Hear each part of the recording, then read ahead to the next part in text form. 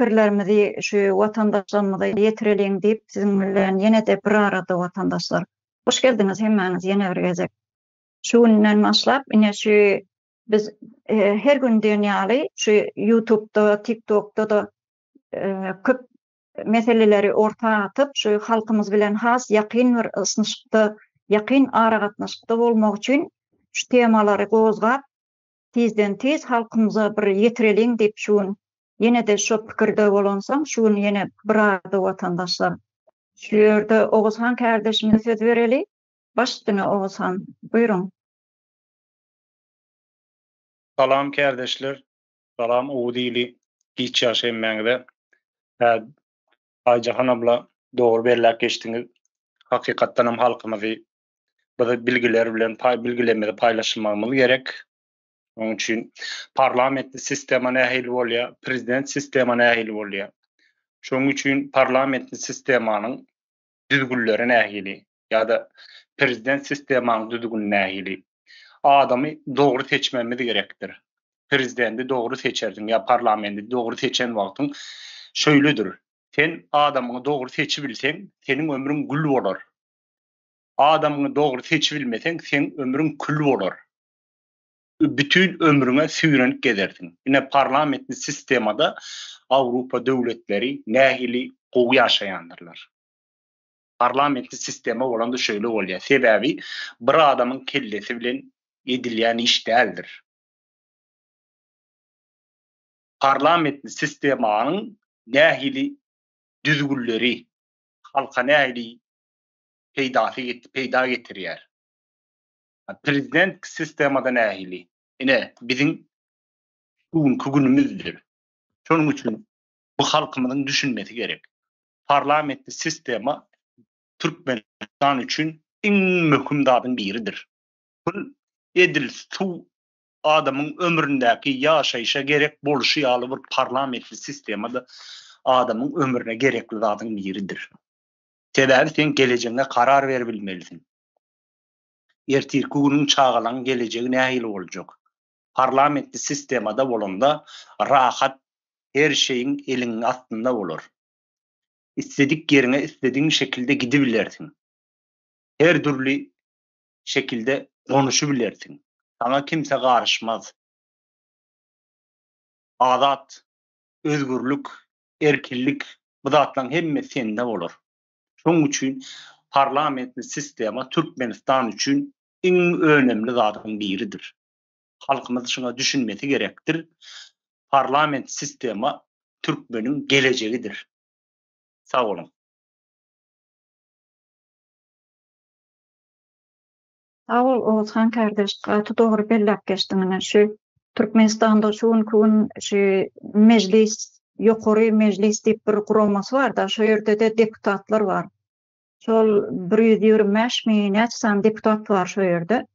Geçen bir gepleşiklerimizde biz şolaryň atlaryny, eýleýän wezipelerini aýtyp geçdik da. Şol deputatlary kim saýlady diýip bir sorag ortağa çykdy. Şol deputatlar näme iş bitirdi halkyň öňünde? Ýa-da şolary halk saýladymy diýilen soraglar has köp berilipdi şu wagt bize. Şol deputatlar näme iş edýärler? Boş-boşuna aýlyk alyp hem-de ony edil bir halk saýlanýaly bir yalan bir nemäni görkezýärler-de. Yalan bir propagandany öňe sürýärler. Olaryň biz ine şu parlament sistemasynda nähili boljak geljekde. Biz şonu halkymyza düşündirmek üçin şu siziň bilen bir arada watandaşlar. Sebebi parlament bolanda bu halkymyzyň bir arkasynda durjak iň bir ýokary derejedäki sistema bolup durýar da. Bunada biz bu ýere parlamente kimler getiriljek? Yerli öz-özüni dolandyrşa hem avtomatik görünüşde geçiljek da. Şoň üçin yerli, misal üçin bir çet owadan diýeli. Bir nemäni parlamente, bir şahsy parlamente getirjek bolsak, şonu şol owanyň adamlary saýlap seçjek. Şonu şu parlamente şolar getirjek. Şol gaty dogry bellek geçdiň Oguzhan. Şu zatlar ertir hökmany suratda zerur hem Bastaly ýagdaýda bolmaly bir neme şular, guramalar şular. Halkyň has öňüne çykyp, halkyň arkasynda daýal bolup durjak guramalar. Şoň köpüne bir derek arkada diýip neme diýerler da. Arkada diýip yalandan bir propagandany öňe sürýärler. Bizim halkymyzyň arkasynda daýaly duran bir prezidenti bolan bolsa, halkymyz bu derejeye gelip ýetmezdi. Sebäbi halkymyzyň şu ýurdun içinde 7 milyon değil ya da 7 milyonum yok halk. Ýöne şolaryň aglaba köpsi %70'i %80'i diýip biler, doğru aýtyp biler ýurdun daşynda. Oň üçin halk nirede, saýlaw nirede, ýani 2023'de mi 22'de mi şu ogluny prezident hökmünde ortağa çykardylar da. Onam halk saýlady diýip çykardy. Halk hiç kaçanam olara ses bermedi. Şonu yalan bilen has propagandany halkyň beýnisine guýupdyrlar şuň köň. Farahat kardeş, buyurun size söz verelim.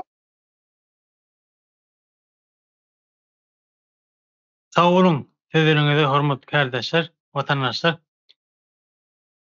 Ajan hanım benim diyecek atımını ştayda ilki seçim näme? Türkmen halkı Türkmenistan seçimin näme bilen seçip bilen nokta. Seçim näme şoň maňysyny düşünenler şular. Sebäbi Türkmenistan hiç doğru düzgün seçim geçirilmedi. Nemen bilýänim 91-nji ýyllarda garaşdyrmadan berdi ýerlerde garaşdy ýasama. Şondan bäri seçim doğru düzgün seçim geçirilen ok. Onuň däkine bilemok. Mine wagtda çağı 91-de dedim çağı ýöne.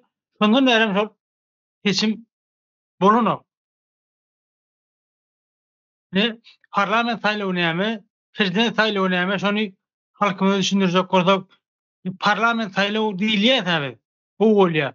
Parlament saýlawy diýilenden prezident bolmalydyr.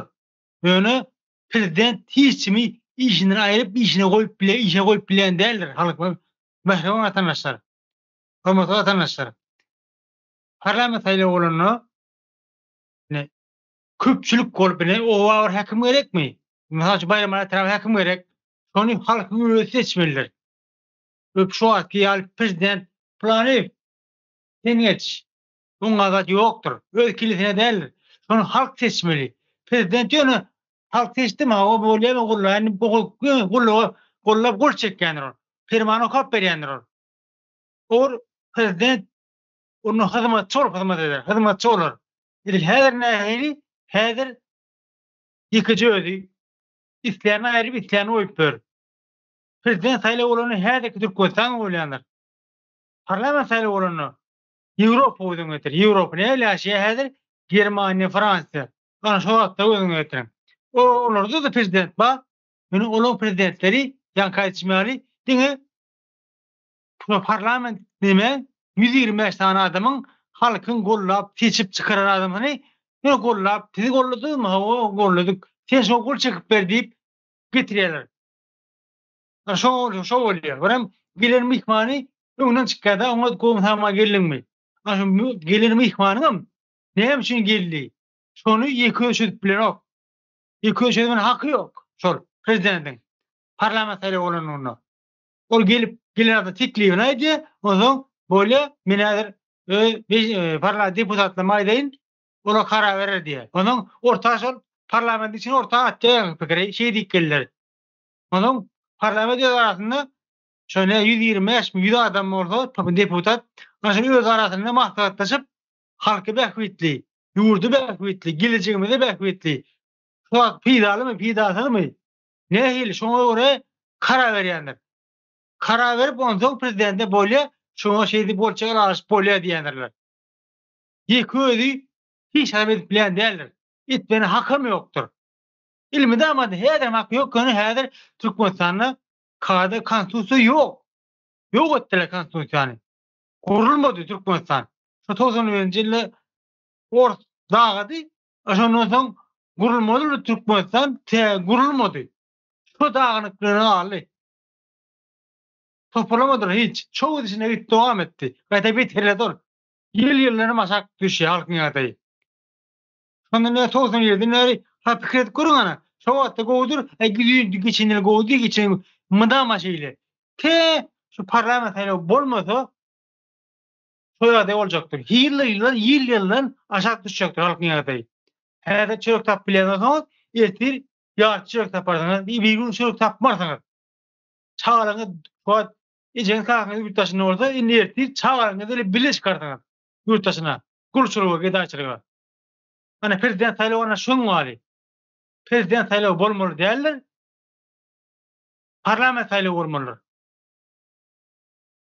Sağolun vatandaşlar. Düşündürüp bilmek diýip pikir edýän.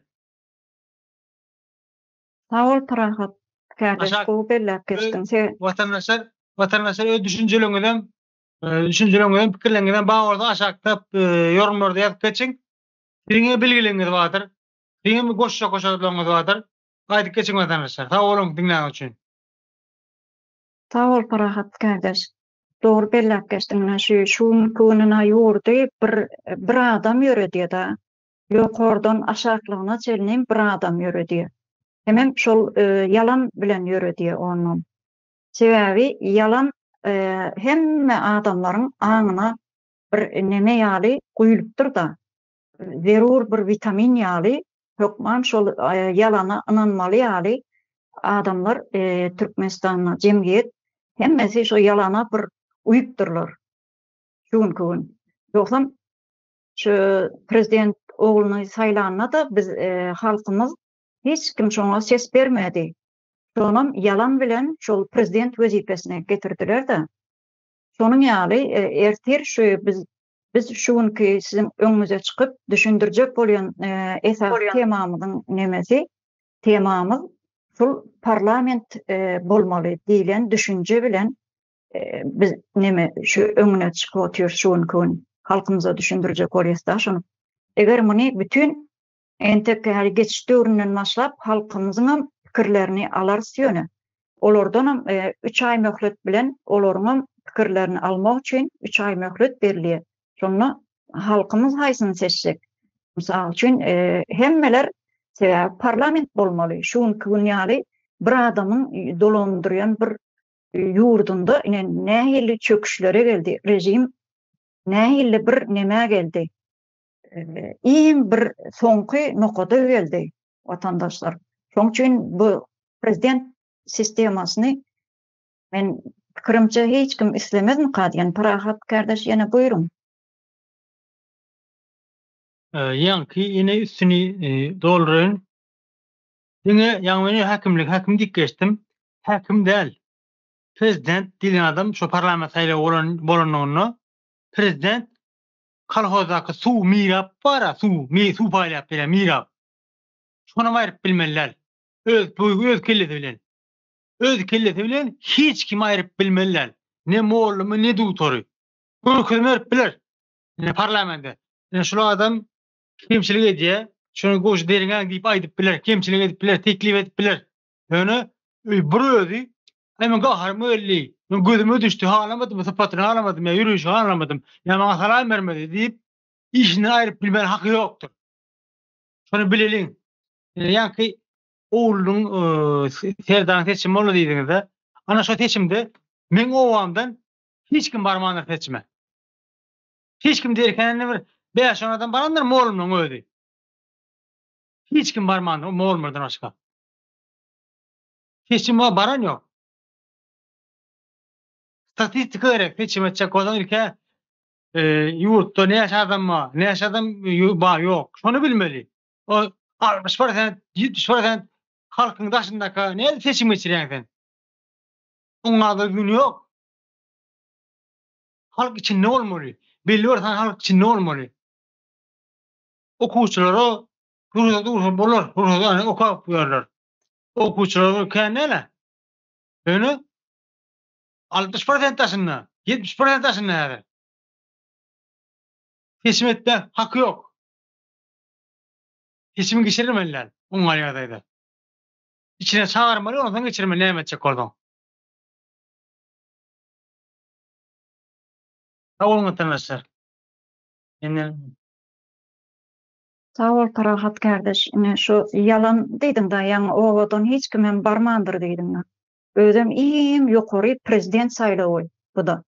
Bu da ýurtda näme anlady? Ýurtda şu ýokary saýlaw komitetiniň ýokary saýlaw bir guruluşynyň ýoklugyny anlady. Hemem ýurtda näme anlady? Konstitusiýon guruluşynyň ýoklugyny anladyan bir näme daşy? Yalan. Yalan ene şu bir bilgili alim adam aýtyp geçipdir da. Eger diýe bir ýalany yeterlik derejesinde gıýıklykly, uzun we tizden aýdyp dursaňyz diýe adamlar hemişe inanar diýe. Adamlary bir ýalana ındyrmagyň açary ýalany izgiderli gaýtalap durmakdyr diýe da Joseph Goebbels diýilen alim adam şeýip bellep geçýär. Bularyň ýalany şu uzun gün gece 7/24 telewiziýadan metbugatdan düşmän şol ýalany halkyň aňyna guýup gelipdirler da. Ýoksam şu prezident saýlawynda da ýalak bolmalymy watandaşlar? Ýalak näme ýagdaý bolmalymy? Yani bir owadan hiç kim gitmese şu prezident saýlawyna ses bermese ýa-da ýurtyň daşyna migrant hökmünde işläp gören watandaşlarymyz şoňa ses bermese 60 götürüm 70 götürüm ýurtyň daşyna. Ýöne sen nädip ýurtda prezident saýlawyny geçirip biljeksin? Şu zatlar dogrymy watandaşlar? Aslan kardeş buyurun size söz verelim. Sağ olun Ayçakan hanım. Esenlikler, ildeşler. Gatı gowy tema, hem yerlikli tema. Bizim halkımızın bilmeli, gerekli bir zatları gatıken bu temanın içinde. Gelecekte çünkü şunun ýaly bir devlet kurmalymyz ki yankı meselem diyelim bir çağda oldu. Bu palan yaşta çağlar barına baracak, palan yaşta mektebe baracak, palan yaşta yukarı institutlara girecek bilim almak için.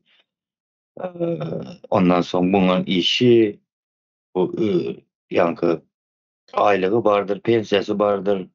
Garaz yurdun içinde adam ken olan için halk ken olan için her yaşta bolan için hemmesine her kili neme gerek de pul ýagdaýy, iş ýagdaýy bolar. Her kaçına her zat gerek ve her kili gerek o da.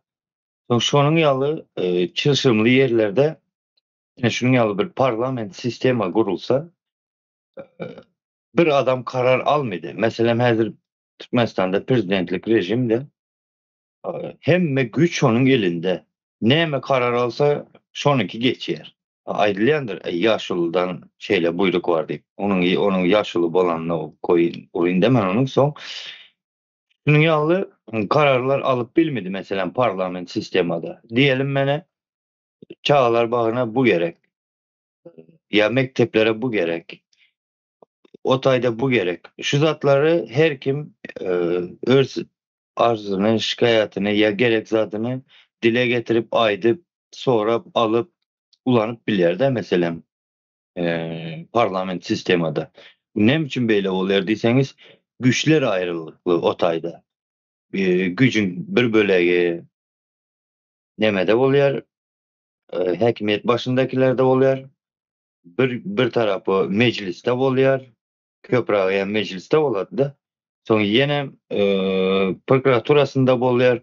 Garaz şu güçler aýrylan wagty häzirki ýaly Atalogul kanun çıkardım yani parahat kardeşimizin açıyalı falanca sen çık ya seni gözün görmesini halam o gene bir zat deyip şunun ýaly edenettilik edip bilmeýär parlament sistemasında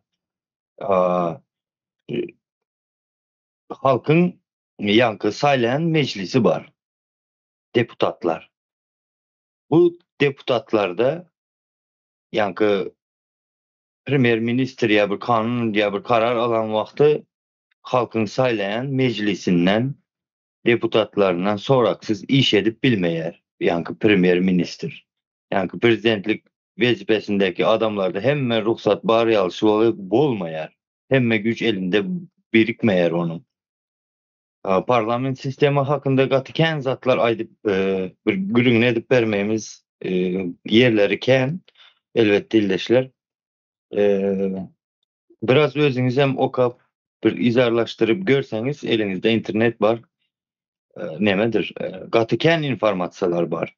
Yazıp görün, haýsy ýurtlar parlament sistemady dolandyrylýardy. Soň şo ýurtlaryň halkynyň ýaşaýyşyny, bilim uğurlarynyň näili güçlidigi, şolaryň aýlygydyr, pensiýasydyr, garran wagty garrylar öýünde ýa medisinski hyzmatlary, bu zatlar nähili, nirelere gidip çıkıp gezip aýlanyp, gezip bilýär ýaly sistemadaky ýurtlaryň halklary, ýa nähili önümler öndürüp ýör bu sistemadaky halklar diýip şu zatlary ýazyp sorap görüň. Gatyken informasiyalar bardır. Mesela hazır yurdun içinde gatyken ildeşlerimiz ay iş yok, pul yok deyip öz özünüzü nerişte edip iyip şeyle nemele düşüncelerde yiyorsunuz da ay palanca bu etti bu ya bunu ediptir başka yurda gidip işleptir o ediptir deyip men ize kaldım deyip öz özünüzü iyip nerişte deyip oturmaya gerek yok. Hazır gatyken boş vaktiniz var. Gaýtan mene doganыңızdır, dostlarınızdır bilmedim. Türk'te işlep ýören ildeşlerimiz var, yakınlarınız var. Şolaryň goýratan pullaryna meselem alın için emma zatları öğrenin. Täze Türkmenistana baranymızda sizin alan bilgileriniz hem özüňize hem bize de yankı hem halka hem maşgalaňyzda hem mezada garaz peýdasy barda. Şoňa boş wagtyňyzy ýitirip boş zatlar bilen uğraşyp ýöremeň. Gaýtan mene şunuň ýaly zatlar sistema näme eken, şunuň ýaly zatlary öğrenin. Esasan hem şunuň ýaly zatlary öğrenen wagtyňyz köpçülikleýin bir 2-3 kişi goňşuňyz ýa dost ýaryňyz bilmedim eneňizdir, ataňyz, dowanyňyz bilen şular bilen oturup okan öğrenin, giňişleýin. Düşünüşiň şunuň ýaly sistema bar eken biziň habarymyz ýok. Gatyken zatdan habarymyz ýok da biziň ildeşler. Gaz şu zatlary öğrenin gelecekde önümüzden çıkadı. Belkim köpüňiz häzir içiňizdeki bar bolan talanty çıkarıp ýüze çıkar bilimini oturandyryňyzda ildeşler. Şunuň ýaly ýerlerde talantyňyz ken çıkararsyňyz ortaya, suwud edersiňiz. Şahsiýet olup ýetişersiňiz diýjek bolýanda. Mene şeýlere pikirlerim bardy. Sağ olun, jemledim. Sağ ol Arslan kardeş, gaty dogry belläp geçdiň. Şu ýerde Parahat kardeşe söz berelim. Buyur Parahat'ım. Men köpräk söz aldım, onuň üçin Aýşegül hanyma söz berelim, birinji söz alayım. Buyurun Aýşegül hanymam buma. Size söz berelim, pikirlerinizi paýlaşsaňyz.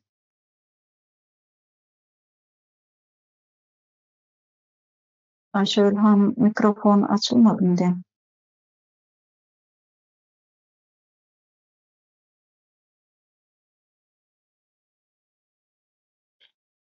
Onu o titirmeli, onu sesini açansa Tamam. interneti getirekde men aýdyp Dowam geçeyim et. pikirimi.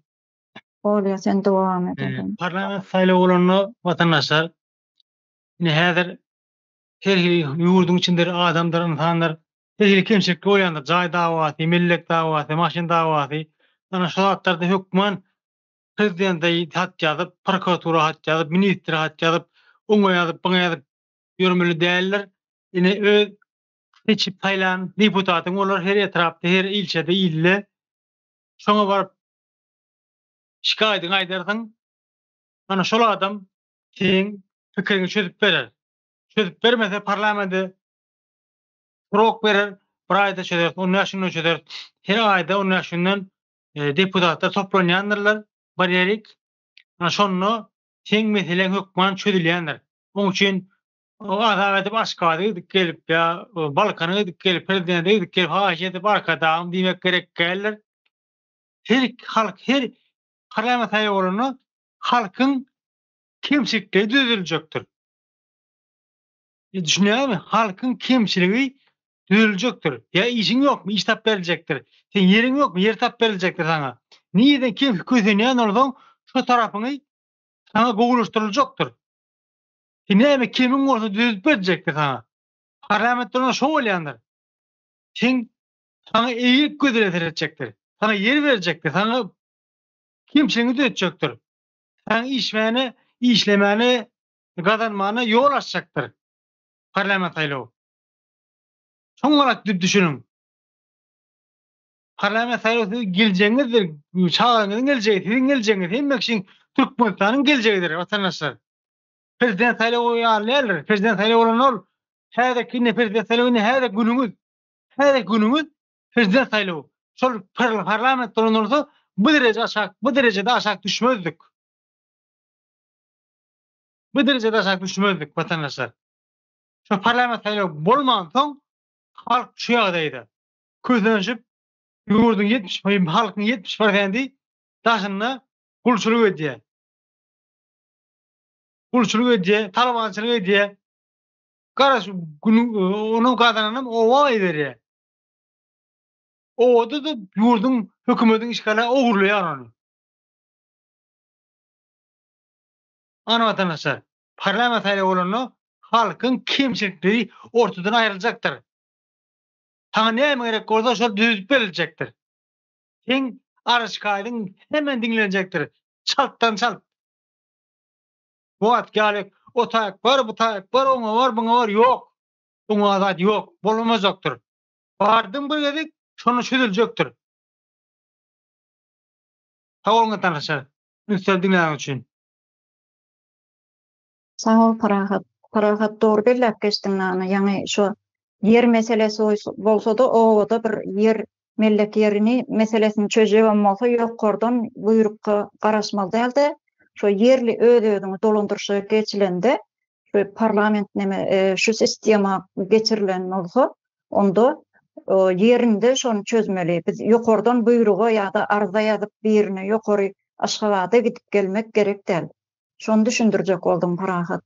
Şöýerde Aýşegül hanym mikrofonuňyz açylsa başdyna, ýoksa Muhammed kardeşim elini galdyrdy. Buyur Aýşegül hanym. Sağ olun sözlerinize hayırlı akşamlar kardeşler. Şiirde Atuda Asmanlı Behriwan Türkmenistan ýurdumyzda hemme zatın kagaz üstündeligini halkyň hemmesi bilýär. Watandaşlarymyzyň hemmesi bilýär. Esasat saýlawyň kagaz üstündeligini bilýärler. Edilmeň özüm prezident saýlawyna gatnaşdym. Serdar Berdimuhammedowyň saýlawa hiç kim gitmedi. Meniň özüm tutuş köçämi saýlawdan geçirdim. Saýlawa hiç kim gidesi gelenok sebäp o ýerde saýlaw doğru düzgün yerine getirilmeýär ýa-da seniň isleňe görä bolmaýar. Onuň üçin halkyň hiç biri saýlawa gidesi gelenok. Men gittim köçeden, köçäniň köpüsiniň dokumentini alyp gittim, meni de geçir, hiç kimiň halkyň gidesi gelenok. Men gitdim-de bir köçäni tutuş bolup men Berdimuhammedow, Serdar Berdimuhammedow saýlamadym. Men saýlap seçip okap özüme laýyny saýladym. Ýöne Berdimuhammedow saýlamadym. Eger daha halkymyzyň bir adamsy, men ýa bir adamsy tutuş bir köçäni Berdimuhammedow saýlamadyk bolsa, bu Berdimuhammedowy kim saýlapdyr? Nerden gelip oturdy bu? Muny Gurbanguly Berdimuhammedow öz kellesine görä ýerine oturtdy. Onu halk saýlamady. Bu da halk üçin hiç bir halkyny hiç ýyly seretmeýär. Biziň halkymyzyň ýagdaýam şu hala geldi. Halk ýurtda halk galmady. Ýurdun ýagdaýy gün-günden beterleşip gitýär. O yüzden seçimlere göre öz ýagdaýymyza göre dem bolup halkymyzyň özleri ayaklanmaly. Edil şu wagt ayaklanmaly wagta geldi. Şu zatlara aýdyn diýdim, bolýar sağ olun. Sağ ol Aýşegül kardeş, gaty dogry aýtyp geçdiň danyşy, men saýlamadym diýen. Tutuş bir köçäniň adyndan sen başga birine ses berip gaýdypsyň. Ýöne bu zatlaryň hemmesi watandaşlar, bu zatlar jenaýat bolsa da bu prezident saýlawy diýilen zat iň bir ýokary ýokary gurulmanyň ýerine ýetirmeli, ýokary saýlaw gurulşynyň ýoklugyny ýene-de gelip şo ýere diýrenýär sözüň manysy. Bulam ýokary konstitusiýon sud diýilen bir neme bardyr, guruluş bardyr. Şonuň Türkmenistanda ýoklugynyň alamaty watandaşlar ine. Canly bir görnüşde watandaşlarymyz şey diýip aýtmana başlady. Eýýan bu zatlaňy hiç aňyrtyna çykyp bolmajak jenaýat watandaşlar. Muhammed kardeş buyurun size söz verelim. Hoş geldiniz. Sağ olun Ajan Hanım. Indi saýlaw diýdik, parlament diýdik ýöne bulardan öňürçi. Bundan gelýän bir nemeler bar-da, meseleler. Bulam ýanky diýişimiz ýaly saýlaw hukumymyz barmy, ýa saýlaw hakymyz barmy diýip bir soramaly da sebäbi. Bizler häzir mundan öňki saýlawlarda näçe saýlaw gördük. Men bilişim boýunça bir 2 san saýlaw gördi. Nemeden soň ýanky SSR dagandan soň Türkmen 2 san saýlaw gördü. 3 bolup biler. Yani näçeligi kän bir aklymyzda galmaýanyň sebäbi biz saýlaw diýilýän zady kän nemeden zok. Perwaýsyz garaýas millet bolup. Näme üçin? Eýan biziň aňymyza, düşünjämize oturdupdyrlar. Şo taýda eýan saýlanjak adam belli. Şol saýlawa gidýän adamym men häzir şo taýda ýok bir adamyň adyny ýalykaýdamda ýa-da şo taýda bir oturtmalar bar. Görgüli bir giden suratlaryny goýýarlar ne adamlaryň. Dalaşgärler diýip goýýarlar suratlaryny. Ýöne ol adamlaryň bir neme bolma mümkinçiligi. Ýa-ni o taýda saýlanma mümkinçilikleri hem ýok. Hani gözlerini şo derece bir kiçeldiýän bir oýnatgy bir neme bar-da. Näme diýip aýdal bulara? Oýnatgy bir gatlak bar. Özlerini oýnadýan bir gatlak. Bu saýlanýanlar hem oýnatgylardan tapawut ýok aslında ýöne. Şoň ýaly bir düşünje bar-da. Näder biz birinji bilen ýanky parlament ýurt bolmalymy ýa-da ýanky prezidentlik bolmalymy diýilende men pikirimçe öňürçi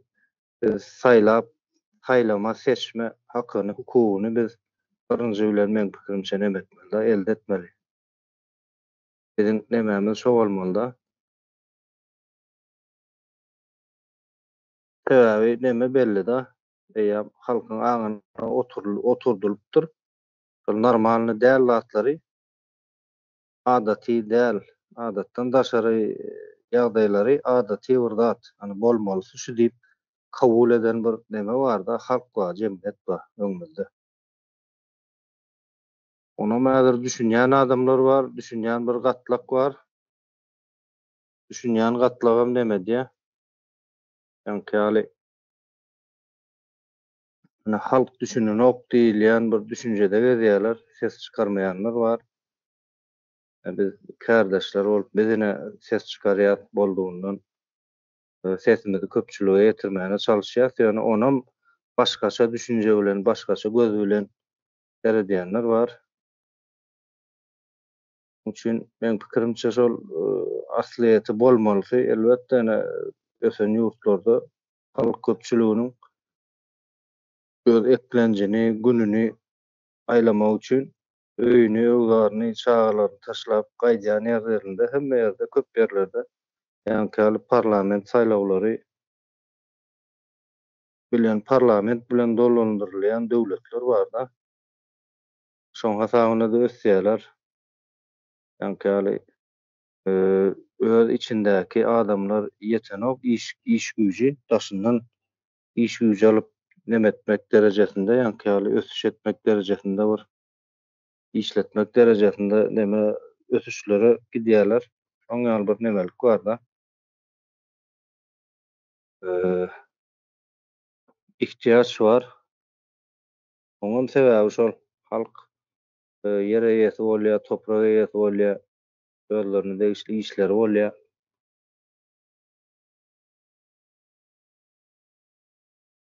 Son hasabyna da özleri emmediýärler, özlerini östürýärler. Onun üçin elbetde parlament bolmasy has gowy ýöne ondan öňünçe şol bir neme edilmeli, gözüňde tutulmaly, şol ýa-ni seçme hakyna, hukukuna eýe bolup biljek güýje barmaly. Men şeýlere jemläýin, sag bol. Sağ ol Muhammed kardeş. Gaty dogry belläp geçdiň. Halk öz hukugyny, hakyny, hukugyny bilmeli diýeniz, dogry belläňiz. Şu milletin nemani, milletin kellesini şu derecede yalan bilen doldurupdyrlar da. O bir tarapdan hem açlyk, işsizlik, ýurtda çökkünlük, göwün çökkünlük, insanlar öz hakyny, hukugyny talap etmäne de gurur çatanak. Şu dereceye yetiripdirler. Şoň üçin hem bilen aklar, konstitusiyon hak hukugyny bilen aklar. Ya da şonu men bir talap edeýin. Men näme üçin ses bermeli bu adama? Bu adam bizim üçin näme iş etdi? Näme gowluk etdi? Ya da bir özüne nähili bir gowy taraplaryny men tanap bilen diýilen düşünjeler ýok halkymyzyň nemesinde, kellesinde. Leyla kardeş, size söz verelim, buyurun. Başlayın. Esenlikler, yurttaşlar, iyi akşamlar. Ben indi şunu aytsam,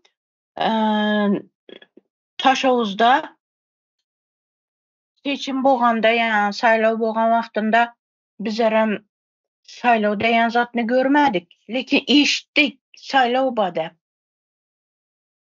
O bir wagtlary bir ýaş wagtymda men saýlawa baryp gördüm da. Onda da bilinmen kim bilen bardym. Doganym izine düşüp bardym gerek da. Şunda görsem ini şöre kol çek, ini şöre kol çek dep görsatip ýürüpdiler bir aýal maşkala. Şöre kol çek dep durupdy da. Özleri bilen özleri aýlanyşyp ýürüpdiler, muzikany hem koýup.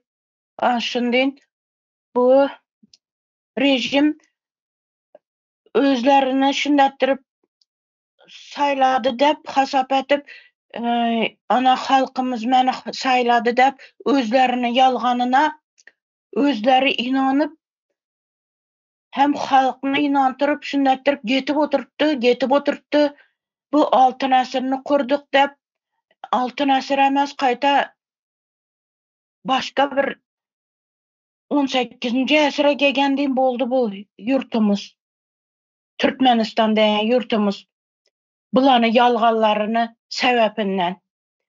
Deputat seýledik diýdiler, prezident seýledik diýdiler. Deputatny kim görüpdi? Deputat näme iş etmeli? Ondan hiç kimde habary ýok bu halkny. Halk barmady bu seçimde de, deputatnikinde de, prezident degennikinde de. Men özüme hiç baryp görgenim ýok. Ýaş wagtymda ýagyndan doganymy izine düşüp barganym. Nöçünde söwürde dedi, bir zatlar satyp oturadylar eken dedi, magazinle geljek dedi, şu saýlaw bolup durgan ýere. Şuň üçin barbadım ben, hali ýadymdan çykmyndy şu. Bu masa indi bir näme üçin barmyzky, biröwni seýlemek üçin boş-boşuna. Şunda durup, ana şunda bir ýalgan etdiler, izinden ýalgan getip oturupdy, özleridem inanyp oturupdy we etip oturgan ýalganlaryna. Osun ana öten satan haberleri bularda. Hundadan kur ýalgan söylediler. Ana dedi, prezidentimiz dedi, buğdaylarını ormaka karady dedi, bereketli boldu buğdaylarımız dedi, bir yerde de özleri al dedi. Bu buğday atızda barıp uğursa, prezident degen barıp uğursa bereket bola demiş. Budan bir yalgan, yalganına özleri inanıp, şimdi bolup getip oturup da hazır yurtumuzda da. Ana indi bize bunu yalganlarına kaça nece işanıp barmalı, Halkımız kaçanaca işanıp bulanı izinle yürümeli, asuda asmana karab oturmalı mı? Bu buğdaylarını vurup beredi, bereket buladı dep. Bizlere eğer yaxşı bereket buladan bolsa, aç halkımıza işini üpçün etip bersin, iş bilen üpçün etsin. Halkımızın sağlıkına karasın. Bu geday bolup getip batır bu altın esirde halkımız. Başka yurtlara çörek pulu kıdırmaka çıkıp gitti. Çağalarını bırakıp. Bu mu altın asır? Hemme zatı yalgan bulanı. Ne erkinliki babı halkımızı. Ne hak hukuku babı halkımızı. Halkımız ölere yetti, ölüpen bitiyatırla. Başka yurtlara gitpem, başka yurtlarda her hili ne bilen ölüp durupdula bakana bilen. Her hili sebeple bilen. Indi bize şurada parlament näsene ötmelimiz, parlament kurmalımız, gurucu meclis bolup, Milli Halas Etiş Komiteti tarapından hökmanly rewişde parlamente geçmelimiz. Parlamentde halkımız düşünmeydiğin bolsala yaxşı etip düşündürüş gerek. Bu temanı uzun sürmelimiz. Yine çıkış etip, yine anlatmalımız, düşündürmelimiz halkımıza. Doğru düzgün düşündürmelimiz. Parlamentde ne olacak? Çağalarımız gelecek niçik olacak? Çağalarımız niçik olup yetişecek? Azatlığa çıkacak mı? Hak hukukunu talep etmekini öğrenecek mi? Hemme zatını anışılanı birme bir aytıp beriş gerek. Halkımız şuna aklını yetirişi gerek. Düşünmeli. Özlerini, erkinlikini düşünmeli, azatlıkını düşünmeli indi artık yeter. Parlament degende bizeni çağalarımız nowu hünerini istese, nowu okuşa giremen dese, şuna bize okutmaka nemiz bolmalı, güçümüz yetmeli. Ata-enalanikem, hökümat degennikem, parlamentimizni. Yağdayı yetmeli şuna. Başka yurtlarda okuyman deymi, başka yurtlarda işleymen deymi, meleke aşıraman deymi. Nişetseden şu nowunu talep etse şunu bize üpçün etmelimiz parlamentde. İş bilen üpçün etemiz, sağlıkına qarayımız, sağlık bilen üpçün etemiz, doktorlar bilen, bilimli mugallimler bilen. Hullas erkinlik, azatlık halkımızı çıkaramız şu erkinliğe, azatlığa. Hakkını talep etseler boldu bizlere. Hakkını talep etmekni öğrensinler. Konstitusiyanı öğrensinler. Şunu aytayım dedim. Sağ bolun söz bergeniniz üçün. Sağ ol Leyla hanım. Bu fikirlerini paylaşanın için. Bahar hanım size söz vereli. Başladığına buyurun. Sağ olun. Salam yurttaşlarım, ildeşlerim, kardeşlerim. Şu an Krasnovod'da bir zat bolacakmışsınız. Konsert mi? Hazır Kırgızca edip halk aç, işsiz. Yönü bulur Krasnovod'dan ne deydiler şunu var. Bir davaralı bir zat edecekmişsin. Yanlan diyarım mı? Yarışma. Yanlan diyarım festival mı? Ne zat? Festival bir zat edecekmişsin. Ben o yerde yakınlarım var da. Olar ayıttı. Halk deydi, ağaç deydi. Bunlar utanmıyor mu kanay gibi şey deydi. Hakkınızı deydim, talep edin deydim. Bu konsert mi ne zat? Nemenize gerek? Biz ağaç deyip bir onun mersan ayal olup çıkın o köçe diyeceğim. Biz diye adam hesabını görüyorsun var mı deyip şonu yarak diye de. Krasnovod'un bazarına yerde oturup yaka satan ayarlar var eken şoňa siz butkada satmaly. Arko plastik butka dip butka urtdurlar. Oňa da yetene yetiýär. Her kime yetenek yetmedikler yerde satyp oturýar polisiýalar bar. Aýagy bilen dep goýberýär diýe. Yerde oturmak bolanak neme gelşigini açyrýarmyşyn bazaryň. Sen bazarın gelşigini açyrýan bolsa gowet gurmaly eken bazaryny ulatmaly eken. Her kime şo ýerde näçerek adam söwda edýär. Şoňa görä etmeli eken. Ýöne olur şeýitdir bir adamam gahary gelen çenden aşa gahary gelipdir. Alyp uksus çypdyr şo ýerde şo ýaka satýan aýalyň adamsy. Gahary gelen özüni kontroldan çykandyr da adama namysy mahary. Sen o ýaka nädir aýal maşgallalar ony neme diýe beceriýe, el bejergisi, el jäkmedi. Ýöne bar bulam aýagy bilen dep goýberdir. Sene polisiýalar öňkü Türkmenistana diktator rejiminde ene polisiýalarymyz beýle. Adam uksus çypdyr. Olam dol içine gitmänmi, gidipmi onu bilmeýän garry agzyna goýan oňa çelle adam ýykylypdyr ýere gusup ýatýar diýe. Polisiýalar şoň 2 günden nemedip sen öz janyňy özüň kastetdiň jenaýetçi diýip ony şu wagt şol adam demir balnisada däl, türmede. Näme bular nezarethane diýerler. Näme zat o sultanyň münçe ýatýar. Ana şo ýerde şol adam şo ýerde atyp çykyp ýatýardyr. Ölse hiç kimem soramaýar şonu. Öldü boldy, öz janyna nämetdi, öýletdi, beýletdi, kağız doldurýarlar, goýberýärler. Haýwanyň ölse mar adam ölsünden neme boldy, oldu da. Indi şu bir köni Türkmenistanyna ana bolup duran zatlar, halkyň ruhu öldü. Her kimem seçim diýen zat hiç ýyly bolanak. Könürgünçde özümiň mugallim doganymam marşondanam soradym. Men şu kiçi berdi Muhammedowa saýlaw diýende saýlawa gitdiňizmi diýdim. Bir gün geçenden soň haça ýok şu gün akşam soradym.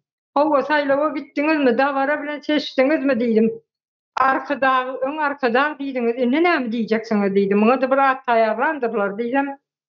Ay men nidi ýa-da oku işden geldim nidi saýlawdanam habarym ýok. Saýlaw bolupmy näme diýip sorýar. Könürgünçiň daha şoňy bilemek ýöne könürgünçden saýlaw bardygyny bir adamam bilmeýär. Mugallim bol işlerlerem bilenek. Saýlaw amna bize ýa-da diýär. Ine bu halky äsgermezlik. Ýurt bir adam gelinde sebäbi. Polisiýa oňa işliýär. Komitetler oňa işliýär. Neme eskerlerde sanam ýok. Eskeremler o musurda sümsünüş gören itemler ağaço itler ýaly ağaç çağaçyklar. Indi bu täze Türkmenistanymyzda parlament sistema geçenmizde beýle zatlar boljak däldir. Men şu halkyma ýüzlenýän. Ay bularam bir açykdan soň öňküsýaly bolardy diýip göwünü çökgünlük etmeli däldir. Pasport almaga gidýän, bugün marýan oçurt ýetmeýär, tiwaryan oçurt ýetmeýär. Öňkü Türkmen neme diktator rejiminde beýledi. Ýöne indi diňe hemme zat telefon bilen yerine ýetiriljek.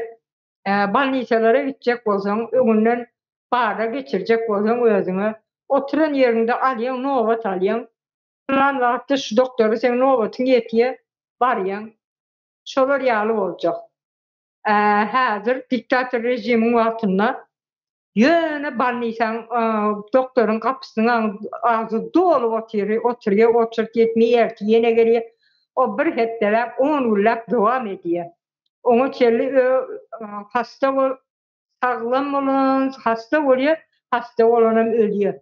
Ölenem diktator rejimiň wagtyndaky doktorlaryň hiç nemesinde däldir, pikiremediýänlerdirler. Gynançlyk bildirmek diýen hiçem ýok. Ene Türkler daýyndyr, yeter ki insan ölmesin diýip. İnsanlyk nememiz diýendir. İnsanlyk görevimiz diýendir bunlar. Bizde olar ýa-da insan ölsün diýip neme diýendirler. Şoň üçin hem täze Türkmenistana bular ýazdak boljak däldir. Döwlet adam üçindir diýilse, döwlet adam üçin hökmen boljakdyr. Täze adam bolmasa bir ýerde döwlet huk bolýar. Boş bir ýatan ýerden baryp bir başga döwlet gurulýarmy? Adam bolmasa gurulmaz. Şoň üçin döwlet adam üçin boljakdyr. Adamlar şu döwlet ýykylmasyn diýip işlejekdirler jan edip, konstitusiýalar dolugy ýerine ýetiriljekdir. Ýaş neslimize hasam üns beriljekdir. Okuwsuz hökmen okamaly. Ýaş neslimizde ýa-da okuwuna ýetişmeýän olar ýazat boljak däldirler. Okuwunda ýetişmän iza galyan okuwçylara hasam kömek etmeli. Goltuq bermeli, şonu ýetişdirjek bolmaly. Iň ýokary sıra derejede durýan okuwçylar bilen deň hatarda etip ýetişdirmeli. Ýetişdiriljekdir. Çağalar ýurdun geljegidir. En atanyň dowamydyr. Şoň üçin bu zatlara gaty gowy üns beriljekdir. Öňkü ruhy ölen, ruhu çökkün olan ýurtdaşlarym şolara gowuça üns bersinler. Öňkü çökün dememiz, ruhumuz, mertebemiz ýokary kaldyrylmalydyr. Özümizden şu derece ýetjek bolup elimizden gelende etmeli. Deputatlar bolsun, häkimlikler bolsun, hemmesem halkyň seçimi bilen gelmeli. Häzir eýle däldir. Deme häkimlige işe gelýändir adam, häkimlige etip goýýandyrlar. Halkyň habary ýok, şonu tananagam halk. Diňe adyn familiýasyny eşdiýerler. Ýa-da suwda bir iş diýendir, adyn familiýasyny bilýänlerdirler. Haçan iş düşüp baran wagtynda bilýärler. Deputat diýen zady men hiç haçan görmedim. Türkmenistana deputatyň bardygyny bilmeýärdim. Türkiýe geldim şuň meclisinde millet wekili diýen bulardy millet wekili bizde de deputat diýip aýdylýar.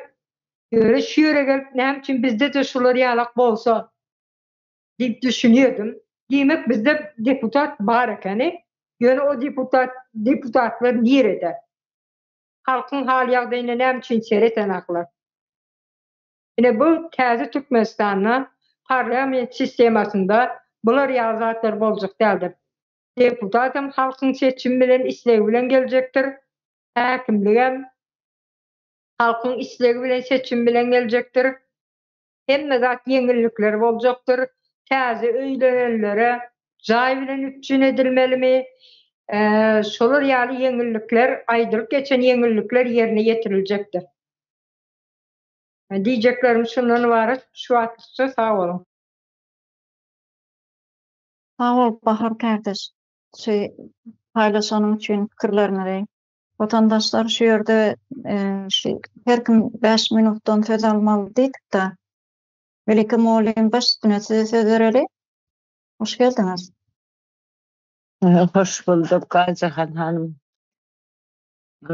Biz şu saýlawlar seçim barada aýda otursa, ýa-ni Muhammed kardeşimiz gaty dogry belläp geçdi. Bizde Türkmenistanda seçime saýlawy türkmençe aýdaýyn, ondan seçim näme saýlawy hakykam ähmiýet bermeýärler. Bir ay borla diye. Yine sen barmasaňam saýlawy saňa derek ses kullanýarlar oy. Ödler kullanýarlar gerekli adamlar. Sen seçime gelmediňem diýip iýdiýän ýok. Halkam jahyllygynyň hemem şol düzgüne alışdyrılan olan üçin saýlawy bir gerekli nemetmeýärler de. Bir perway seretýärler. Aslında seçim saýlaw halkyň nähile 100 derece ulanmaly, barmaly, gyzyklanmaly ýeri. Sebäbi şo taýdy, şo seçilýän adamlar halkyň akbalyny çözüp oturýar. Ine göt pampersly ýaşulary biz seçdikmi? Seçmedik. Prezidenti seçdikmi? Seçmedik. Ýöne şolaryň agramly bölegi sen oýuňa başga birine berenim bolsaň şol oý şoňa gitdi. islediler mi verdi Muhammedovlar şonu koyýarlar. Ondan halk şondan ay bar öňslerini seçýär diýe. Ne diýjek bolýanym? Saýlawlarda halk bu halkyň dikkatyna milletvekiliňizden özüňiz seçýäňiz. Ondan şu milletvekili seçiljek adama her yerde adana mokatdur nimet yandır sesi yandır. Maksatnamaları bilen öz bölgesinden haýsy owada ýaşaýamy, şeherde ýaşaýamy şu halkyny tanıştyrmaly öz maksatnamasy bilen. Ine men öz şeherim üçin ýa-da öz owamda şu kemçilikler bar, şulary etjek, şulary ýerine getirjek, şulary gurdurjak. Ine şolar ýardatlary bilen maksatnamasy bilen tanıştyrmaly halky. Şeýdip bir gyzyklandyrmaly halk ol hiç bir zadyň farkyna däle saýlaw näme, prezident näme, prezidenti döwlet diýip hasaplap görenler bar. Ol bir adam döwlet bolup bilmede. Ne döwlet halk bolmasa da döwlet bolmaz. Diýmek şol döwletiň başynda durýan üçin halkyň kıymeti uly bolmaly. Halkyň ölmesine däle köpelmesine seretmeli. Häzir bizde Türkmenistanda dolu ve tizlikli görünüşde genosit dowam edip gidiyor. Halk şu wagt statistikasam ýok. Ne öleniň, ne diriniň, ne dogulanyň statistikasy bizde hiç ýören ok. Halky genosit edip oturan adam saňa döwlet ýa prezident bolup bilermi? Şoň üçin prezident sistema gerek gel. Sen bulary kowsaňam gitmeýär, taýaklap kowsaňam gitmeýär. Ýalňyşlaryny, hatalaryny ýüzüne aýtjaňam bolsaň sen terrorist bolýan. Döwletlerini paş eden bolýan, Interpol bilen gözläp başlaýarlar. Men sen ýalňyşyňy aýtsam men döwletlerini paş etýän bolýanmy? Şoň üçin ene halk şulada düşünmeli. Men millet deputat saýlayan olsam, şular adama göwnüm ýetýärmi? Şuňa oý berer. Ýok, men muny islam ok, men doganym bolsun. Şuň işlejegine göwnüm ýetmeýän bolsa, men başga birine, goňşuma bererim oýumy, sesimi. Ine şol ýaly azat, erkin, her kim islerini seçip bilýär. Saýlawda zorluk ýok. Ýok, man berdim Muhammedow bolmaly, ýa-da owlu gelmeli diýen bir zorluk bolmaly däl. Şulada düşünmeli ilki bilen halk. Ondan milletvekiller, dilim Türkçe, bu deputatlaram parlamentda halka hyzmat edip biläjek adamy ile prezidentlige parlament seçýär. Bu şäherden gelýär, bu ilden, ol ilçeden gelýär teklipler, ondan şolaryň içinde haýsy değerlendirip görmeli de haýsy şu halka hyzmat edip biljek, şu işin hötdesinden gelip biläjek adamy prezident seçilýär. Ol prezidentam halkyň öňünde hyzmat etmeli. Halky çilim çekdiň, nasatdyň diýip kowalap türmelere basyp öldürüp öňüne oklap gitmeliler enatalaryň. Halkyň öňünde lepbeýdip hyzmatda durmaly. Halka eden hyzmaty boýunça da hatap atçot bermeli. Ine şu 6 aýyň içinde men plan işler etdim, plan işlerem yetişmedim. Ine plan işiňem üstünde işlerini otur diýip hatap bermeli. Halkyň bu zatlary gören zatlary däl, halk şu zatlara da nemetmeli, alıştırmaly. Men bu öz pikirim parlament sistemi bolanyny şol ýalak bolýar. Siziň seçen adamyňyz, siziň aladalaňyz şu parlamentde barıp aýtýar.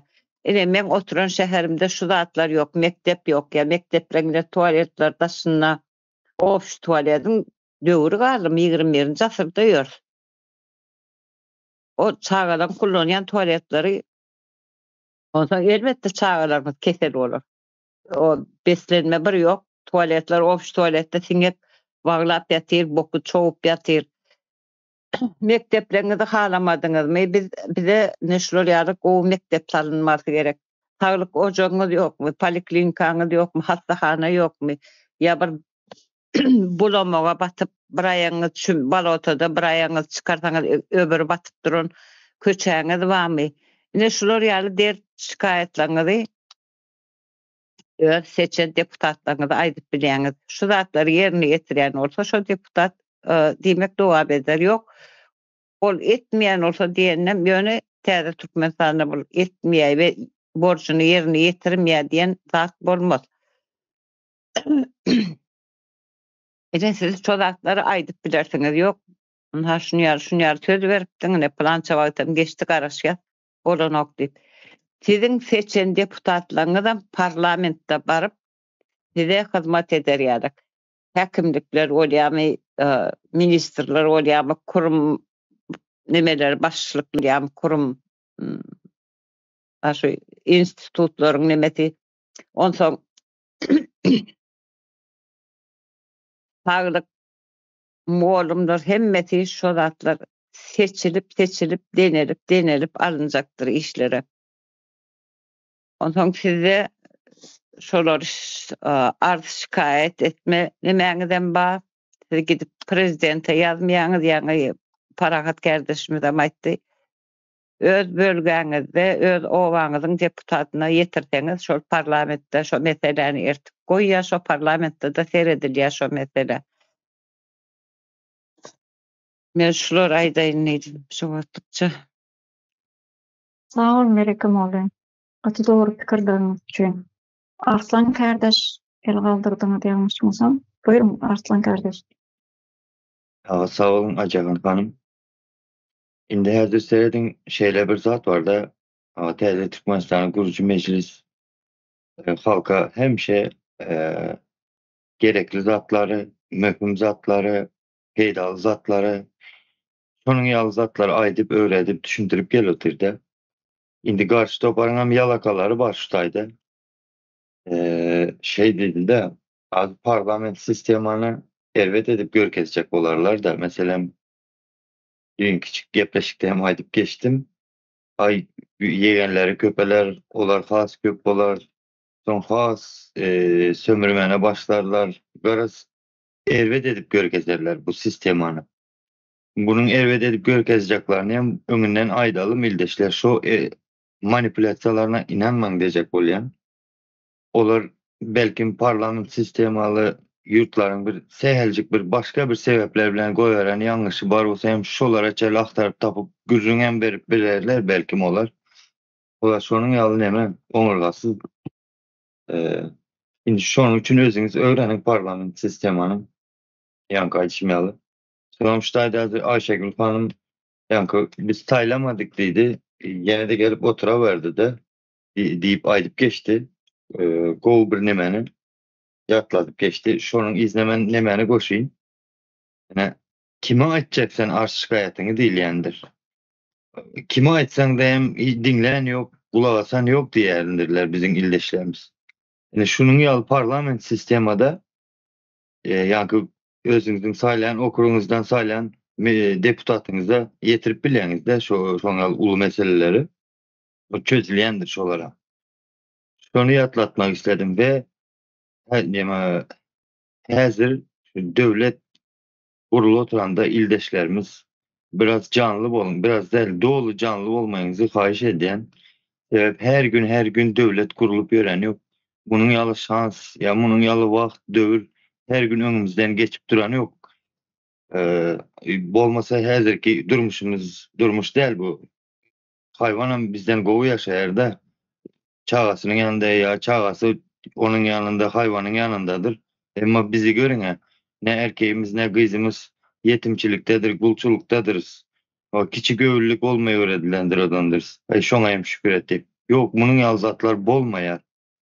Parlament sistemada näil diýsem, ady üstünde parlament sistemada meclis demek. Meclis hem kim? Halkyň içinden saýlanan adamlar, şahsiýetler bolady. Bilmedim 100 olar, 150 olar welin her haýsy öz okrugyny tanaýar we okrugundakiler ýanky saýlanan adamyny tanaýar.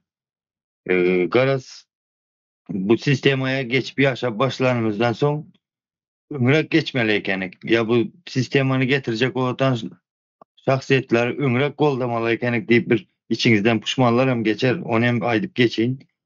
Soň Bahar hanım häzir sorady da kulağımda ilip kaldı şu an bir goşup geçin. Hani şu deputatlar deyip sorady da ynha aramızda Halmurat Sevin aramızda birisi. Seredingen bir tane deputatımızın edip yören işlerine, iyiliği yurdu halkı üçün edip yören işlerine. Bunun yalı şahsiyetler 125 ya 150 olsa gör devletimiz, yurdumuz nerelere var diyecek olanda. O.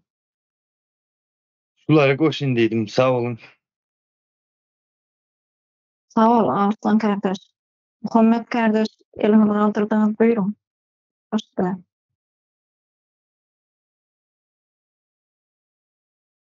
Ben kaldırdım. Ajakan abla. Leyla hanım seni mi kaldırtsın? Seni. Sen onu. Leyla hanım Sağ ol. baş üstüne. Sağ olun. Ben şunu aytıp geçin dedim de. Bizeni parlament sistemasına geçkenimizden son bu nemizi halkımızı hazır asuda asman dep oturgan asuda asmanını şunda görecek. Parlamente geçkenden son. Ondan sonra erkinlikini, azatlıkını şunda bilecekler. Sağlıkını bilecekler. Hak hukukunu bilecekler. Şimdi mertebeleri belend olacak parlamente geçkenden son. Şulanı yaxşı etip düşünsünler halkımız, yaxşı etip oylansınlar, parlamente geçmek için hareket etsinler. Ola sağ olun. Sağ ol Leyla kardeş.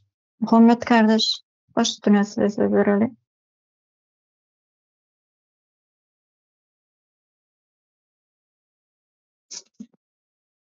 Sağ olun Aycan Hanım. Şimdi gowy pikirler aýdyp geçdiler kardeşlerimiz. Yani bu pikirler aslında Süleyman Demirel'in 1980-nji ýyllarja 80-nji ýyllarda tahmini men aýdýan anyk diýip nemetmäliyim. Şo döwür Süleyman Demirel emedýär. Yani parlamentden, meclisten şo taýdaky deputatlara, millet vekillerine emedýär-de ýürlerine bilen çykyş edýär. Şo taýda aýdýar parlament diýe näme diýmek diýe parlament sessiz bir jemgyýetiň sessiz bir diýe halkyň sesidir diýer-de. Sessiz bir halkyň sesiniň eşdilýän ýeri. Bu diýmek näme diýmek? Millet wekili ýa-da deputat şol halkyň sesini şo taýda eşitdirýän bir neme.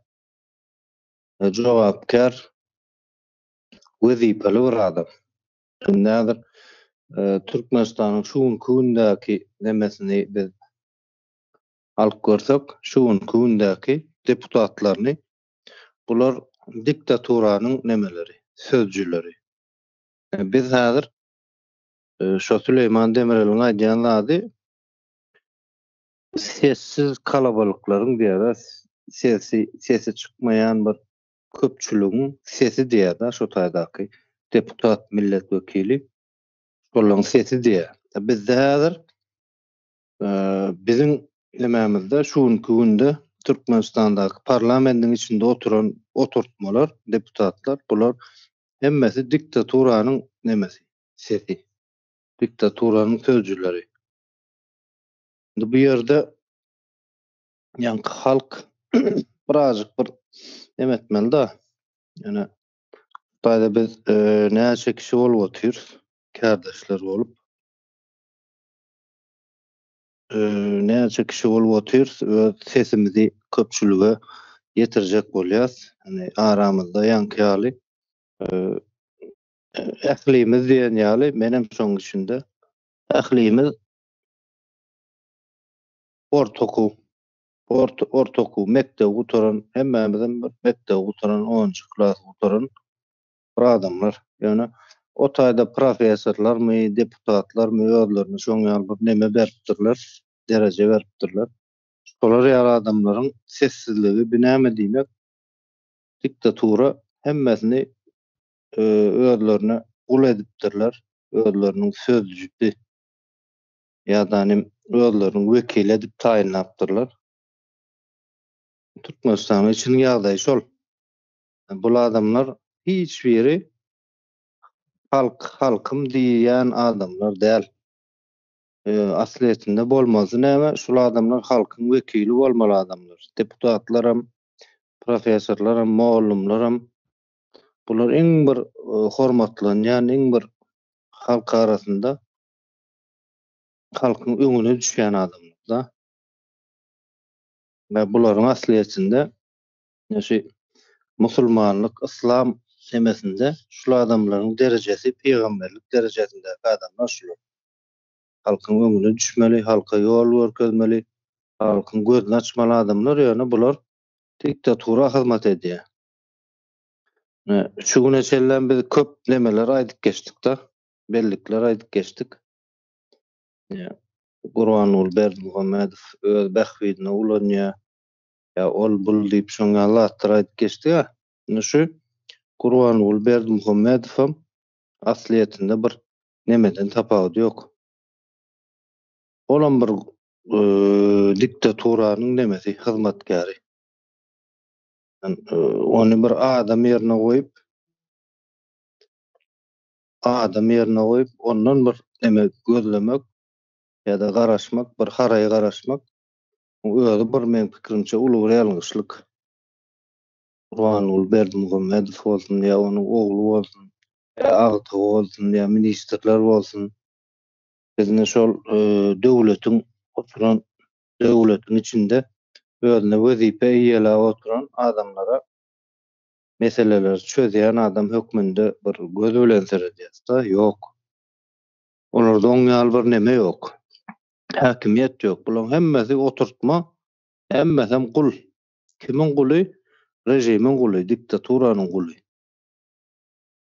Yani bizim ýeketäk nememiz, çözgündümiz, ýeketäk çykylgamyz birinji bilen biz özümiziň guldugymyzy bilmeli, kabul etmeli. Ikincidenem o taýda şol häkimiýetiň başynda oturdulan iň ýokarky wezipesini alaly, ýa konstitusiýanyň gorawçysy ýa-da konstitusiýanyň kepili hökmünde atlandyrylýan ýa-da şoň ýaly bir baha berilen bir nemäniň, şahsiýetiň özü guldugyny neme görmeli, men pikirimçe jemgyýet, halk görmeli.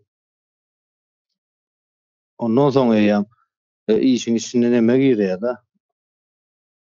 Arz talap meselesi girýär. Biz talap etmäni, birinji bilen talap etmeli. Talaby kim edip bilýär? Erkin, ýanky kul däl, erkin, özgür bir adam talap edebilýär. Kul hiç wagt talap edebilmeýär. Kul diňe nämedir? Garaşar. Haçan maňa ýanky paýogum berer, haçan men ýanky bir maňa iş berer, ýa maňa aş berer. Gulun häsiýeti şodur ýa gulun men pikirimçe şu kardeşlerimiz hemmemiz bileleşip ýanky şu bizim özara pikir alşygymyzy, gepleşigimizi dinleýän ýurtdaşlarymyz bardyr. Şolaram men pikirimçe birinji bilen biz gulun anatomiýasyny çykarmaly orta. Anatomiýa diýmek näme diýmek? Gulun bir guruluşy, psikolojik guruluşy ýa fiziki guruluşy tapagy edinok. Şoň bir anatomiýasyny orta çykarmaly men pikirimçe bir gulun. Gul nähil pikir eder? Gul nähil hereket eder? Bizim Türkmenlerde bir söz vardır kardeşlerine hemmeňizden bilýänsiňiz. Kula kul diýseň ölesi geler diye, gahar geler diye da kula kul diýseň. Kulluğunam kabul edebilir oklar da. Kulluğunu kabul edip bilmeyecek derecede uzaklaştırılan. Yani bu zatlar hakkında biz bizim häzir kalyp barýan işimiz, hereketimiz, özara gepleşiklerimiz bu nemäniň siýasatyň ýa-da nämeňkäli dünýädäki ösen ýa-da öňe barýan ýa-da ösen öňe barýan diýip aýtjak bar bolan bir rejimiň garşydaşlary bizler häzir. Birinji bilen. Sebäbi biz häzir ýankyly bir jemgyýeti gullukdan çykarjak bolýar. Külden täzen ayaga kaldyrjak bolýar. Bizim nemämiz şol ideologiýamyz, pikirimiz, düşünjemiz. Özüniň gullugyny bilen bir jemgyýet öňürtü bilen özüniň gullugyny kabul etmeli. Onuň üçin hem gerekli nemeler bar. Ýanky esasnamalar, asnawanýalar bar. Asnawanýa näme? Gul o iň bir neşe biz öz aramyzda şeýle gurrun edeli. Näşe Türkmenistandaky häkimetden, rejimden peýdalanyp millioner, milliarder bolan bir adamy alyp göreliň şuýda mysal hukmunda. Şol adamyň hem öz nemesiniň, emleginiň, hem öz janynyň nemesi ýok, kepili ýok, garantiýasy ýok. Rejim muny milliarder bolsun ýa-da has bir baý bolsun, isläni wagty muny ýok edip bilýär. Şonuň millionlary bolsun, milliardlary bolsun, şonu isläni wagty ýok edip bilýär. Şoňa bir rejimiň aşagynda gazanç edipdir. Diýmek ki, kul. Millionerem bolsa, milliarderem bolsa kul. Men pikirimçe şol birinji bilen ýanky arz talap meselesi bar da, ýanky biz nämen talap edýäs? Talabymyz bizim garşy neme diýämi? Bizim talabymyz ýerine ýetirilýärmi? Şoňa seretmeli men pikirimçe. Şäde men jemlejek. Sag bolun. Tamam Muhammed kardeş, gaty dogry bellep geçdiň hem şunu söz pikirimi köpçülik bilen paýlaşdyň da. Sebäbi şo biz gulçulukdan çykan günümüz eýýam biz hakkymyzy, hukukymyzy talap etip başlajak da. Şol ýanky gulçulukdan esasy birinji mesele şo gulçulukdan çykmaly diýýänler. Gaty dogry. Melike Mollem başdyňa size söz bereli elinizi galdyrdyňyz. Hem biraz gysgarak tutsak gepleşigimiziň sonuna da gelir. Muhammed kardeşimiz şu goda nemäň üstünden bar da ine gul. Bira gul vardır, biram gural vardır. Ne gulun eline berýän traktor şu yerler sürdiýär. Ya bir eline pil berýän agdar diýär. Şol gullan gural döwülse, şo guraly remont etdirýändir, türi ýarylsa şonu täzetini alyp takylýandyr. Arada ýaglap, söpürüp, aratlap durýandylar. Ýöne guloş şodatlar edilýän nädir? Indi biz häzir ýurtdaşyna işläp ýör, bize et diýilen etýändir. Bular nähili düzen goýan bolsa, şondan çykýan nädir? Demek bu bizim gullugymyzy aňlatýar. Ýurdun içindekiler hem şonu ýaly. Ýurdun içinde ne gurala seredilýär, ne gulo seredilýär, ola dogry zat bolýan. Şoň üçin biz gulçulukdan çykmasak, biz özümiziň gullugymyzy boyun almasak, kabul et bilmesek, diýmek biz şu gullugymyza da gider. Şunu aýdaýyn diýdim, Muhammed kardeş, ýadyma saly bolýan. Ene bizim gullugymyz şu. Oň üçin gulçulukdan çykjak bolmaly, azat erkin olatymyz gelse, hak hukukymyzy talap edetimiz gelse, gulun hak hukukam ýokdur. Sen gulsun, öňe bir döwüm çörek oklasalar, ýersiň bermeseler, aý bu Acam olsa yatayın, Allah canına şükür ölmedim dersin. Yine şon yad edip yaşap gördüm. Zatlara dur diýmen, başgalarymyň wagty geldi. Gulçulukdan çıkmam haçan öýüň etýän hereketleriň, işiň boýuna eýän adamlaryň zatlary bir gödöňüne getirseň men şu polisiýadan gorkýan, mahkama çağırsa sıçýan, elimden aldılar ya, yerimi elimden aldılar diýip ağlap otursun sen şikaýetini dinlenen ok, sen o üýür oturan içinde görlen ok. Sen gulsun, sen yerini näme üçin alýar, sen jaýyňy näme üçin alýar? Gul bolamsyň, gulun hiç sady bolmaly däl. Gulun topragam bolmaly däl, watanam bolmaly däl. Biz haçan toprak eýeti bolsak, yer suw reformasy geçirilse, ana biz toprak eýeti, ýurduň eýeti bolýanlar. Häzir biziň ýöne biz watandaşdy şo taýynyň ýurdumyz bardyr Türkmenistan ýöne isleýän wagtymyz baryp bilmer. Isleýän wagtymyzda şo taýdan çykmadysa çykyp bilmer. Ine Türk watandaşlary bilen öýlenip soň Amerika gidip dokumentlaryny düzeltmek üçin ýyna gaýdyp bilmän ýörenler bardyr. Edeýär Türk watandaşa, näme üçin onu goýbermeýärler? Şolum şo gulçulukdan çykyp bilmänligi üçin. Sen madem Türkmenistanyň watandaşy raýaty bolýan bolsaň, raýat diýilýär. Sen gulsun. İlkä raýatlygymyzy reddetmeli, soňam gulçulukdan çykmaly biz. Şoň farkyna barmaly her kim. Bolýasa bol. Oğlum Melikim oğlum. Bu pikirleri kardeşler ortaktan şununa.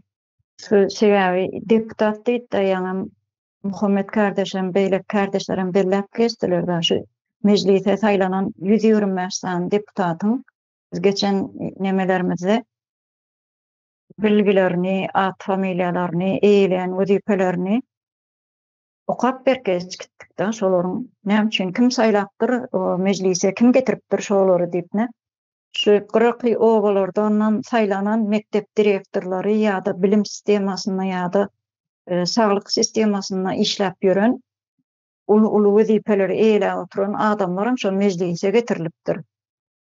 Şol adamlar utanman nädip özi çörek ýörler şo halkyň öňünde de. Ýene de şo deputat diýen eýleýän wezipesiniň daşyndan hem şo deputat diýen bir topor döwletiň puluny iýip oturýar. Biderek ýöne näme etipdir şo? Mysal üçin mektep direktory bolýan olsa, şu mektepleriň bütün Türkmenistanda mektepleriň tualetleriniň ýagdaýlaryny sosial mediada görkezip otur watandaşlaryna ne diýip. Oňa çağlar ýa okuyan neme bilim muallimler zatlar şu tualete kellen sokurýardy. Onam bolsa sosial mediada görkezip oturýar. Şol deputat näme iş etipdir? Bular yalandan şo ýere meclise getirilipdir. Bularyň şo diktaturanyň aýaklary bolup hyzmat edýär şuň. Ertir biz şu gurucu meclis bolup, Milli Halas Etiş Komiteti bolup, şolary hökmany suratda ady familiýasy bilen öňe çykaryp, halkyň öňüne çykaryp şolary lüstrasiýadan geçirmelidir watandaşlar. Bular jenaýat işläp oturýarlar. Hemmesi jenaýatynyň üstüne jenaýat işläp şu zatlary edip oturýar. Eger şuny bir başga bir ýurtda ýa-da ösen bir ýurtlarda diýeli, Ýewropaň bir ýurdunda şu zatlar etip bolarmy? Ýa-da ine ýanqyaly şu Serdar Berdimuhammedowy hiç kim saylamady.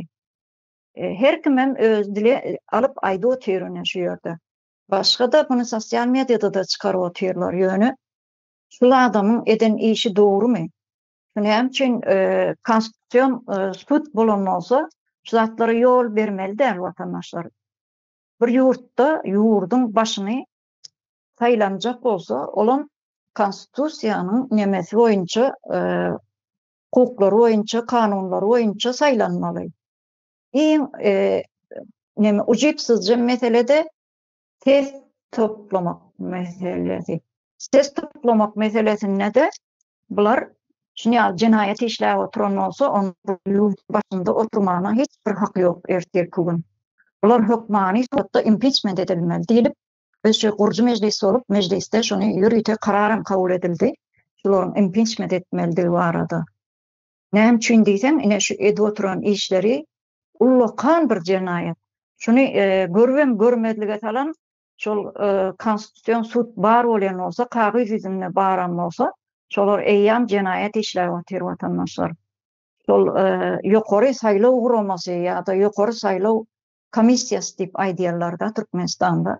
Şol baran olsa, kagız izinde işlänem bolsa, şolar ertir hukmani suratda birinci cinayete çekiljek adamlar bolup ortaga çykýar şuň kun. Vatandaşlar biz şu ýerde gepleşigimiziň has soňuna geliberdik. Ine şu parlament bolmalymy ýa-da Türkmenistanda halkyň saýlan parlamenti bolmalymy ýa-da prezident sistemasy bolmalymy diýen sorag ortaga şuň kun şuny vatandaşlarymyz bilen paýlaşaly, öz pikirlerimizi, toplan pikirlerimizi şolary ýetireldip şöyle yine yığınlaştık vatandaşlar. Bu zatları yurttaşlarımız internet bar yerinde hukmani bir neme girip görmeli, öğrenmek istemeli. Yani başka yurtlarda parlament sisteması bar yurtlarda nehili halkının arkasında duruyor. Şu parlament. Ya da şu parlamente kimler getiriliyor, näme sebepten gelipdir şu ovada bir mesele bar olsa, yani en bir ucupsuz mesele, mellek yer meselesi varmy, ya bir mekteplerin tuvalet meselesi varmy, şu meselenem ortağa atıp şu parlamente getirip şu yerde çözüp bilýär. Şuň günkü ýaly şu ýokardan Gurbanuly ýa-da Serdar Berdimuhammedow neme buyruk berip şolar çözmeli diýilen zat ýok. Ertir hukman şu zatlar neme bolmaly zatlar. Şundan biz halkymyza ýetireldip şuň siziň bilen ýene bir arada boldyk vatandaşlar.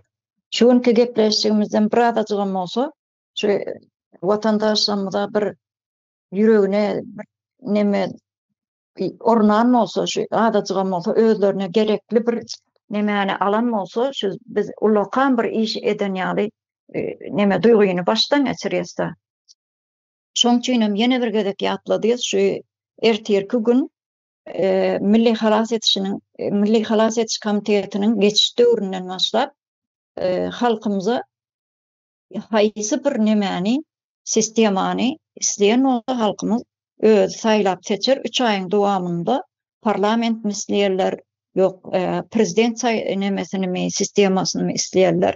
Oňa da özleri şu ýerde ses berip, ses berilişi esasında şuňky ýaly yalandan däl-de hakyky adam gelip özü ses vermeli. Yurttaşyň özü gelip ses vermeli. Şuň kununa yalan diýdik, ýaňam aýtdyk. 70% daşynda ýöne. Näme üçin şu prezident saýlawyna getirilmendir, şolaryň sesleri alınmandyr ýa-da yurttaşyndaky ýaşaýjylarynyň, vatandaşlarynyň sesini almak üçin şu ýurtlarda sandyk goýulmandyr. Şu zatlarym edilmedi. Ýöne şuň kun şu çürük neme diktaturasy sistema ýaşap otyr. Şondan biz ortadan aýyrmak üçin şu gurucu meclis bolup şu zatlary halkymyza ýetireldip şuň kun siziň bilen bir arada vatandaşlar. Başga pikirlerini goşjak aýyrjak ýok bolsa onu jemlesek nähili görýäňiz vatandaşlar? Jemläriňmi?